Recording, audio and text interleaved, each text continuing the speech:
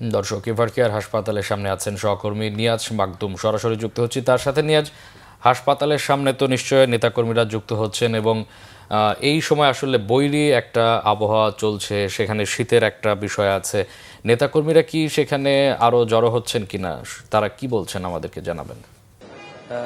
সময় যত যাচ্ছে সন্ধ্যা ঘনিয়ে আসছে এবং শীতের তীব্রতাও বাড়ছে। একদিকে বাতাস ঠান্ডা, নেতাকর্মীরা এই ঠান্ডার মধ্যেও অবস্থান করছে। সকাল থেকে যেই পরিমাণ নেতাকর্মীদের এখানে উপস্থিতি ছিল এখনও সেভাবেই আছে, তবে সকাল থেকে যারা এখানে ছিল অনেকেই এখান থেকে চলে গেছে এবং নতুন করে এখানে নতুন নেতাকর্মীদের মুখ এখানে দেখা যাচ্ছে। তো আমি আপনাদেরকে জানিয়ে রাখি যে এভারকেয়ার হাসপাতালে বেগম খালেদা জিয়ার মরদেহ এখনো আছে এবং যতটুকু জানতে পেরেছি যে এভারকেয়ারেই যে হিমঘর রয়েছে সেই হিমঘরে বেগম খালেদা জিয়ার মরদেহ রাখা হবে এবং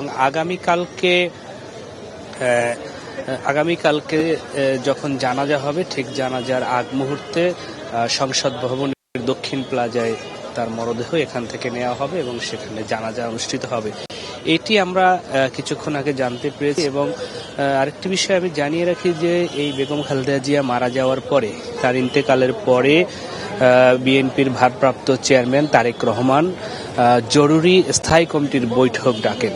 তো দীর্ঘদিন ধরেই তিনি প্রবাসে ছিলেন এবং সেখান থেকে তিনি ভার্চুয়ালি স্থায়ী কমিটির যে বৈঠক রয়েছে সেই বৈঠকে যোগদান করতেন, কিন্তু আজকে 12টা 40 সরাসরি এই প্রথম তিনি স্থায়ী কমিটির বৈঠকে যোগ দেন সরাসরি।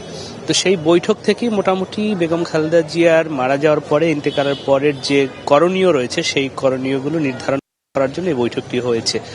তো এখন আজকের যেই সিদ্ধান্ত এখন পর্যন্ত আমরা যা জেনেছি হলো যে হিমঘরেই মরদেহ রাখা হবে এবং আগামীকালকে সংসদ ভবনের দক্ষিণ প্লাজায় এই মরদেহ নেওয়া হবে এবং সেখানে জানাজা অনুষ্ঠিত হবে।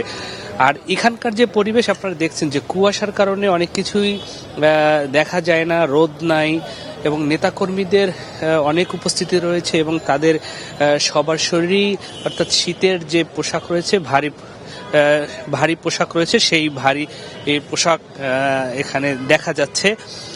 তো সব মিলিয়ে নেতাকর্মীদের যে অবস্থান রয়েছে সকাল থেকে সেই অবস্থান এখনো আছে এবং সন্ধ্যা নাগাদ অর্থাৎ মরদেহ যতক্ষণ এই এভারকেয়ার হাসপাতালে থাকবে নেতাকর্মীদের উপস্থিতিও ততক্ষণ থাকবে। এই ছিল এভারকেয়ার হাসপাতাল থেকে সবশেষ।